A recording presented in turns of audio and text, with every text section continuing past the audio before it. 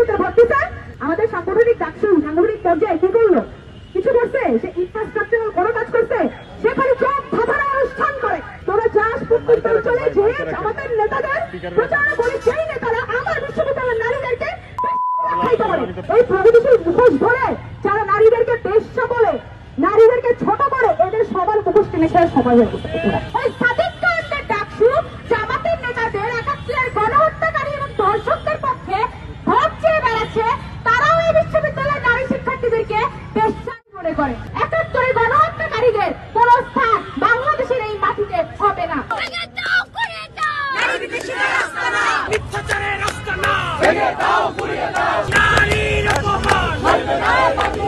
ঢাকা বিশ্ববিদ্যালয়ের ডাকসুর নারীদেরকে নিয়ে বললো, ডাকসুর কিছু আমার দেশের নারীরা বেশ্যা, আমার ঢাকা বিশ্ববিদ্যালয়ের নারীরা বেশ্যা।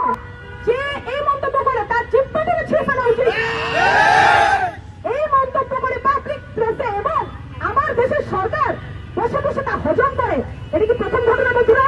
এটা প্রথম ঘটনা না। এবং আমাদের ডাকসু, আমাদের সাংগঠনিক ডাকসু সাংগঠনিক পর্যায়ে কি করলো? কিছু করছে? সে ইনফ্রাস্ট্রাকচারাল কোনো কাজ করছে? সে খালি চোখ ধাঁধানো অনুষ্ঠান করে। সে কি করে? সে চোখ ধাঁধানো অনুষ্ঠান করে।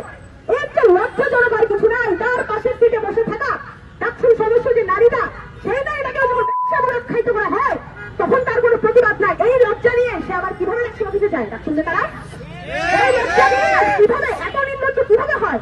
তারা ক্যাম্পাসে কোনো সময় দেয় না। তারা কি করে? তারা তাদের বাপ জামাতদের পিছিয়ে দিয়ে নির্বাচনী প্রচারণা করে প্রত্যন্ত অঞ্চলে গিয়ে। এই জন্য শিক্ষার্থীরা তোদের ভর্তিতে, আমাদের ভোট এই জন্য তোদেরকে দেওয়া হয়েছে। শিক্ষার্থীরা তোদের ভর্তিতে নিরঙ্কুশ ভোট প্রতিগুলো করে কি করিস? তোরা যাস প্রত্যন্ত অঞ্চলে যে আমাদের নেতাদের প্রচারণা করে, সেই নেতারা আমার বিশ্ববিদ্যালয়ের নারীদেরকে খাইতে পারে। এর চেয়ে লজ্জাজনক কিছু নেই। কিসের প্রত্যাখ্যান, কিসের প্রত্যাহার? জামাতের এক নেতা একাত্তরে হেরে যাওয়া সেই শক্তি, যারা 71 সালে এই দেশের নারীদেরকে ধর্ষণ করেছিল, নির্যাতন করেছিল, যাদের স্তন গোপনাঙ্গ কেটে রেখেছিল, উল্লাস করেছিল, তারা এত বছর পর সেই শক্তি এই দেশের মাটিতে দাঁড়িয়ে আবার সাহস করছে বাংলাদেশের নারী শিক্ষার্থীদেরকে যারা বিশ্ববিদ্যালয়ে পড়ে তাদেরকে বেশ্যাকরণ করা। বন্ধুগণ, আমি খুব স্পষ্টভাবে বলবো, ওই ডাকসুর থেকে আমি কোনো ধরনের প্রতিবাদ জানিয়ে প্রেস বিজ্ঞপ্তি আশাও করি না। কারণ আমি খুব ভালো করেই জানি ওই সাদিক কায়েমের ডাকসু যারা অঞ্চলে অঞ্চলে জামাতের নেতাদের একাত্তরের গণহত্যাকারী এবং দর্শকদের পক্ষে ভোট চেয়ে বেড়াচ্ছে, তারাও এই বিশ্ববিদ্যালয়ের নারী শিক্ষার্থীদেরকে বেশ্যাই মনে করে।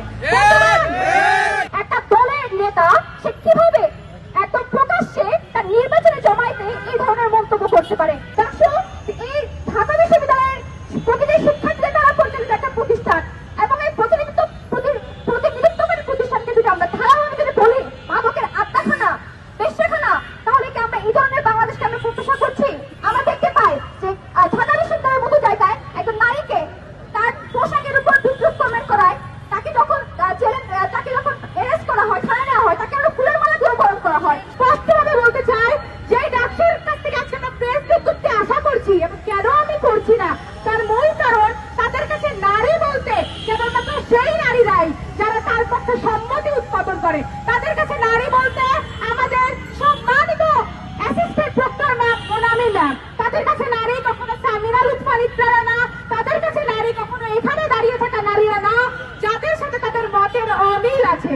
সুতরাং তারা আসলে বিশ্ববিদ্যালয়ের নারী শিক্ষার্থীদেরকে সবসময় বেশ্যার নজরেই দেখে। বন্ধুগণ, শুধুমাত্র ঢাকা বিশ্ববিদ্যালয় না, প্রত্যেকটা বিশ্ববিদ্যালয়, পাবলিক বিশ্ববিদ্যালয়, যেই নারীরা মুক্তির কথা বলে, যেই নারীরা অর্থনৈতিক স্বাধীনতার কথা বলে, যেই নারীরা বিশ্ববিদ্যালয়ে পড়াশোনা করে এবং পড়াশোনার জন্য সংগ্রাম করে, তাদের কাছে সাদিক কায়েমরা তারা সবসময় সাদিক কায়েমদের কাছে, ওই জামাতের কাছে এক একটা বেশ্যা। এই নেতার শাস্তির দাবি জানাই, এবং বাংলাদেশের যে সরকার তার প্রতি লজ্জা জ্ঞাপন করে যায়। নারীদেরকে বারংবার তার চরিত্র হরণের মাধ্যমে নিচে টেনে নামানোর চেষ্টা করেছে। কেন? কারণ ওরা কোনো ঝুঁকি নাই। একজন নারীকে বেশ্যা বলা খুবই সহজ। এবং এই প্রগতিশীল মুখোশ ধরে নির্বাচন সামনে রেখে না নারীরা যা চাই সেই পোশাক পরতে পারবে। কত লজ্জাজনক বন্ধুরা, কত লজ্জাজনক।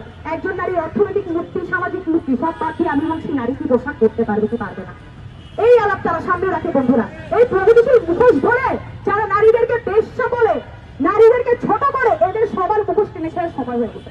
আমরা এখান থেকে কঠিন হুঁশিয়ারি বার্তা দিতে চাই, যদি ঢাকা বিশ্ববিদ্যালয়ের প্রশাসন এই বক্তব্যের নিন্দা না জানায়, তাহলে ওই ভিসি আর ওই প্রক্টর যারা এখন লুকিয়ে আছে তারা কিন্তু আসলে খুব ভালো করে আর থাকতে পারবে না।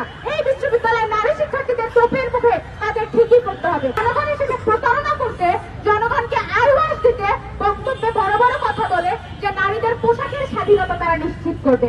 আমরা স্পষ্টভাবে বলতে চাই, নারীদের পোশাকের স্বাধীনতা তার অর্থনৈতিক স্বাধীনতা নিশ্চিত করার দায়ভার আপনাকে কেউ দেয় নাই। স্বাধীনতা অর্জন করা যায় নারীদের অধিকার, তারা সেটা অধিকার করে নিবে, কেড়ে নিবে। কিন্তু আপনারা যেটা করছেন সেটা হচ্ছে আমাদের এই পথে বারবার বাধা এবং বিঘ্নের সৃষ্টি করছেন। ৭১ গণহত্যাকারীদের কোন স্থান বাংলাদেশের এই মাটিতে হবে না এবং নারীরা কখনো সেটা হতে দেবে না।